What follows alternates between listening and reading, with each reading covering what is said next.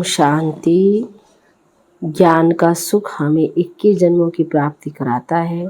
यह ज्ञान बहुत श्रेष्ठ और ऊंचा और शक्तिशाली है। तो ऐसे ऊंचे से ऊंचे ज्ञान को धारण करना अर्थात स्वर्ग की प्राप्ति करना। अल्पकाल क्षणभंगुर है। भक्ति में हम थोड़े समय के सुख प्राप्त करते हैं, लेकिन इस ज्ञान से हम 21 जन्मों का सुख प्राप्त कर लेते हैं। इसलिए ये कितना ऊंचा और श्रेष्ठ है, इसकी श्रेष्ठता और तीव्रता को हम समझेंगे। आज की मुरली भी हम बच्चों को यही स्मृति दिला रही है। तो सुनते हैं 16 अक्टूबर 2023 बाप दादा के साकार महावाक्यों में।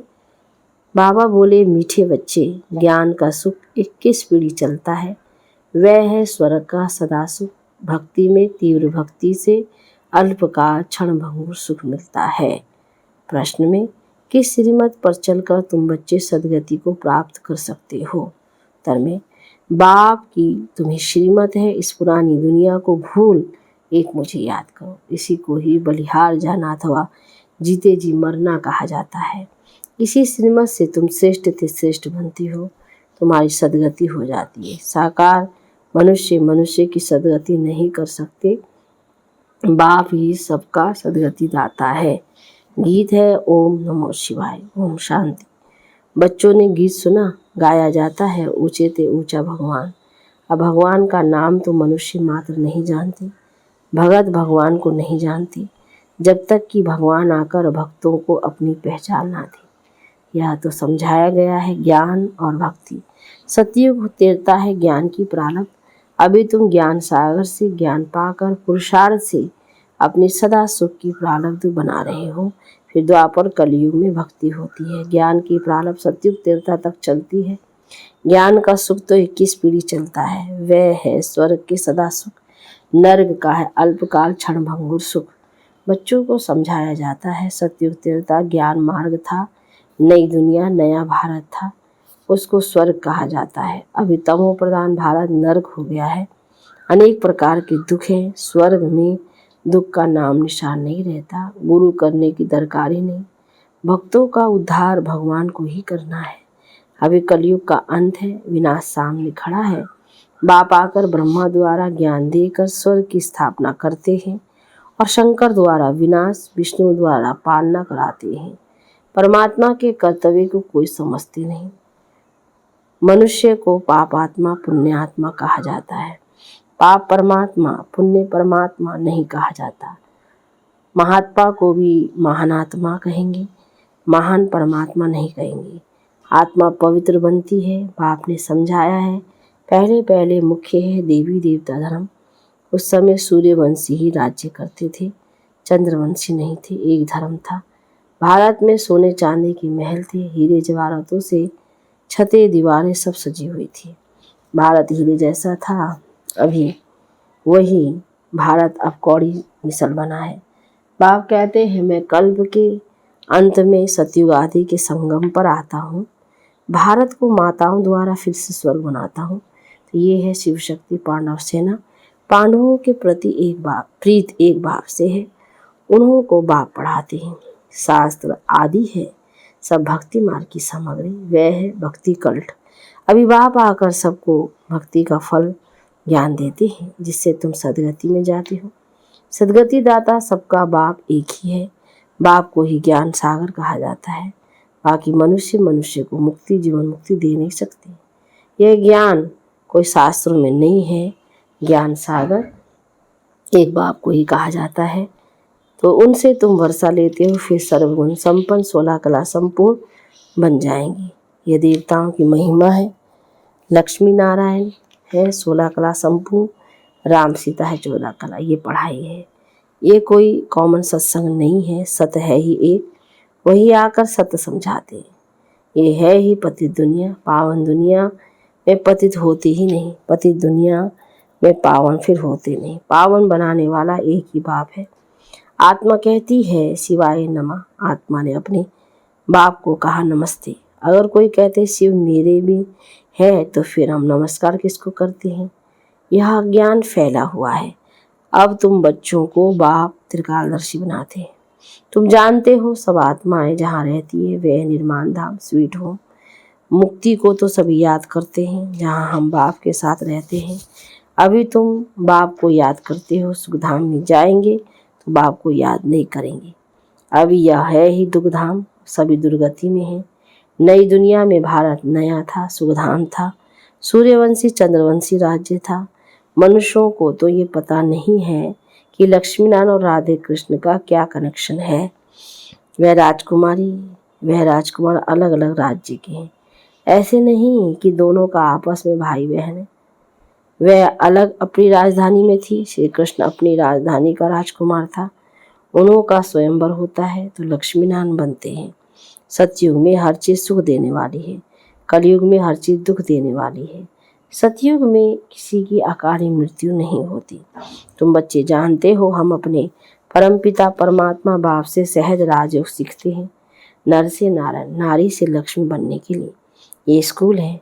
उन सत्संगों आदि में तो कोई एम ऑब्जेक्ट नहीं होती। वेद शास्त्र आदि सुनाते रहते हैं।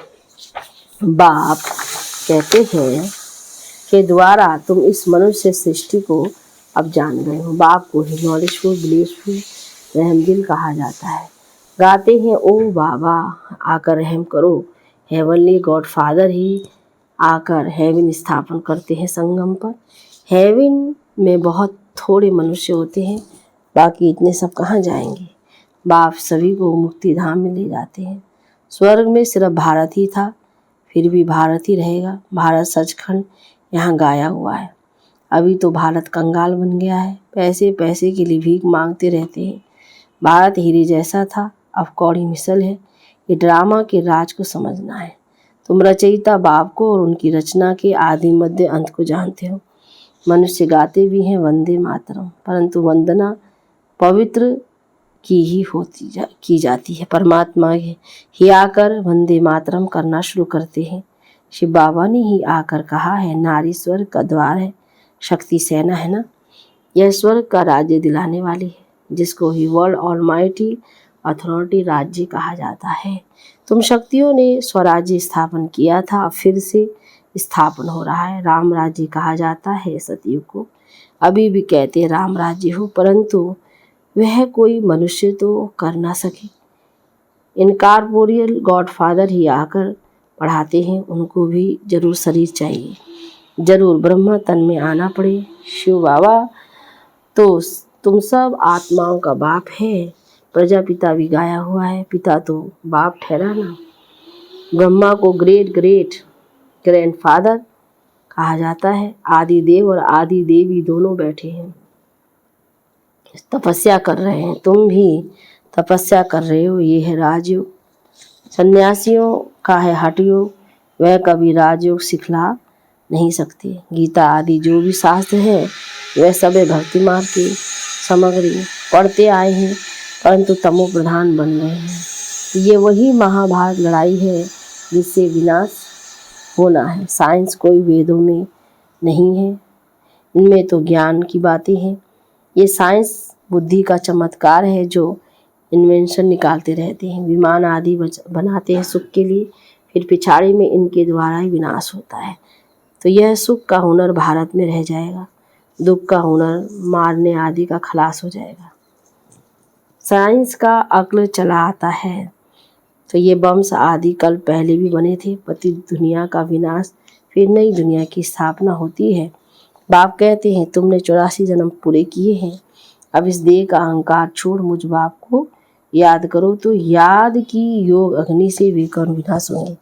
राम ने तुमको बहुत कर्म कराए हैं, पवित्र बनने का तो एक ही उपाय है। तुम आत्मा तो हो ही, कहते भी हो मैं आत्मा, ऐसे नहीं कहेगी मैं परमात्मा हूँ। कहते हो मेरी आत्मा को रंज यानी नाराज मत करो। आत्मा से परमात्मा कहना ये तो बहुत बड़ी भूल है। अभी है तमो प्रधान व्यभिचारी भक्ति, जो आए उनको बैठ पूछते हैं। अव्यभिचारी एक की याद को कहा जाता है। अब अव्यभिचारी भक्ति का भी अंत होता है। बाप आकर बेहद का वर्षा देते हैं। सभी को सुख देने वाला एक बाप है, दूसरा ना कोई। बाप कहते हैं मुझे एक के साथ बुद्धि योग जोड़ने से ही अंतमति सुगति हो जाएगी। मैं हूँ ही स्वर्ग का रचयिता, ये कांटों की दुनिया है, एक दो में लड़ते झगड़ते रहते हैं। अभी ये पुरानी दुनिया बदल रही है। ज्ञान अमृत का कलश माताओं को रखते हैं, ये है नॉलेज। परंतु विष की भेंट में अमृत कहा गया है। कहा भी जाता है अमृत छोड़ विष काहे को खाए। श्रीमत से ही तुम श्रेष्ठ बनेंगे। परमपिता परमात्मा आकर श्रीमत देते हैं। श्री कृष्ण भी श्रीमत से ऐसा बना है, ये समझने की बातें हैं। तो इस सारी पुरानी दुनिया को भूल एक बाप को याद करना है। बलिहार भी अभी जाना होता है, इसको ही जीते जी मरना कहा जाता है।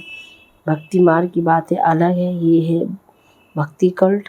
भक्ति के ढेर बन गुरु हैं, परंतु सदगति दाता एक ही परमपिता निराकार परमपिता परमात्मा है। साकार मनुष्य मनुष्य की सदगति कर नहीं सकती, सदा के लिए सुख दे नहीं सकते। सदा सुख देने वाला बाप है। ये पाठशाला है, ये ऑब्जेक्ट भी बाप बतलाते हैं।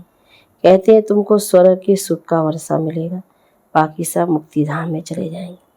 शांति धाम, सुख धाम और ये है दुख धाम। ये चक्र फिरता रहता है, इसको स्वदर्शन चक्र कहा जाता है। इस ड्रामा के चक्र से कोई छूट नहीं सकता है। बना बनाया अविनाशी पाठ है हर एक का। बाप तुमको पढ़ाकर मनुष्य से देवता बना रहे हैं। फिर जितना जो पढ़ेंगे तो कोई राजा बनेंगे, कोई प्रजा बनेंगे। सूर्यवंशी डिनाइस्टी है ना। सतयुग में सूर्यवंशी थे तो और कोई नहीं थे। भारत खंड ही ऊंच ते ऊंच सचखंड था। अब झूठ खंड बना है, इसको रौरव नरक कहा जाता है। पैसे के लिए कितनी मारा मारी होती है। वहाँ तो कोई अप्राप्त वस्तु नहीं रहती जिसकी प्राप्ति के लिए कोई पाप करना पड़े। बाप ही इस भ्रष्टाचारी दुनिया को शिष्टाचारी बना रहे हैं माताओं द्वारा। इन्हों को बाप वंदे मातरम कहते हैं, सन्यासी नहीं कहते वंदे मातरम। उनका है हद का सन्यास, यह है बेहद का सन्यास। सारी दुनिया का बुद्धि से सन्यास करना है। शांति धाम सुख धाम को याद करना है, दुख धाम को भूल जाना है। बाप का ये फरमान है। बाप आत्माओं को समझाते हैं, तुम इन कानों से सुनते हो। शिव बाबा इन आर्गन द्वारा तुमको समझाते हैं। तो वह है ज्ञान सागर। ये कोई साधु संत महात्मा नहीं है। अच्छा, मीठे मीठे सिक्की लदे बच्चों प्रति माता पिता बाप दादा का याद प्यार और गुड मॉर्निंग। रूहानी बाप की रूहानी बच्चों को नमस्ते, रूहानी बच्चों की रूहानी बाप दादा को गुड मॉर्निंग। नमस्ते बाबा नमस्ते।